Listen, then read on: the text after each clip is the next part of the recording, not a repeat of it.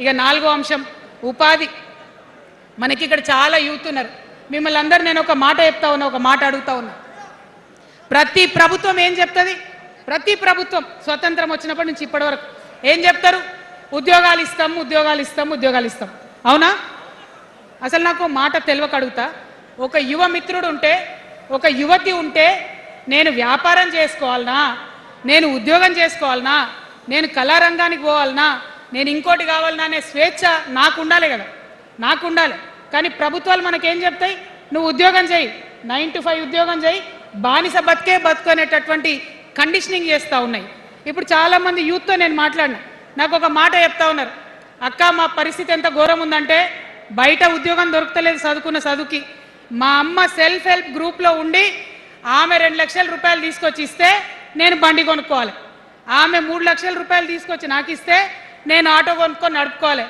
వయసు వచ్చిన కొడుకుని, వయసు వచ్చిన బిడ్డని తల్లి దగ్గర చేయి జాపాలంటే నామోష్ అనిపిస్తుంది అక్క అని అనేక మంది చెప్పారు. అందుకే నేను చెప్తా ఉన్నా, ఉపాధి అంటే కేవలం ఉద్యోగం కాదు. ఉపాధి అంటే మన ప్రభుత్వంలో, రేపు రాబోయేటటువంటి మీ అమ్మ ప్రభుత్వంలో 2 లక్షల రూపాయల నుంచి మొదలు పెడితే 20 కోట్ల రూపాయలకు కూడా మనము మీ వ్యాపారానికి సంబంధించిన ఐడియాతో మీరు వస్తే బ్యాంకులతో సంబంధం లేకుండా నా యువకులను, నా యువతులను నమ్మి ఆ లోన్ డైరెక్ట్గా మీకు ఇవ్వడం జరుగుతుంది. ఎందుకోసం ఈ మాట చెప్తా ఉన్నా అంటే, మన తెలంగాణ బిడ్డలకు మంచి సృజనాత్మకత ఉంది, ఆలోచించే శక్తి ఉంది, కష్టపడే తత్వం ఉంది. ఇవన్నీ కూడా మంచి వ్యాపారవేత్తలకు ఉండేటటువంటి లక్షణాలు.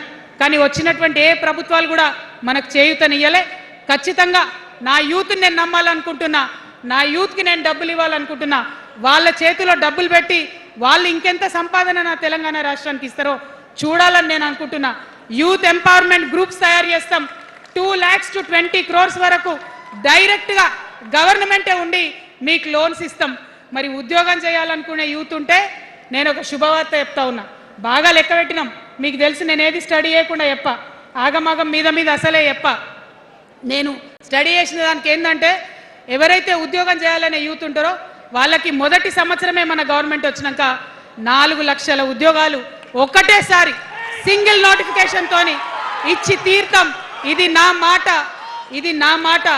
నేను మళ్ళీ మీకు ఎందుకు చెప్తా ఉన్నా ఈ మాట అంటే, నేను తల్లిని, నేను జేబు చూడా, ఎంత ఖర్చు అవుతుంది, ఎంత జీతం అవుతుంది చూడా, నా కొడుకు కడుపులో ఉన్న బాధను, వాడి ఆత్మగౌరవాన్ని, నా బిడ్డ బాధను, ఆమె చదువుకున్న చదువుకి రావాల్సిన ఉద్యోగాన్ని దాన్నే చూస్తా. కాబట్టి మొదటి సంవత్సరమే 4 లక్షల ఉద్యోగాలు ఇస్తాం.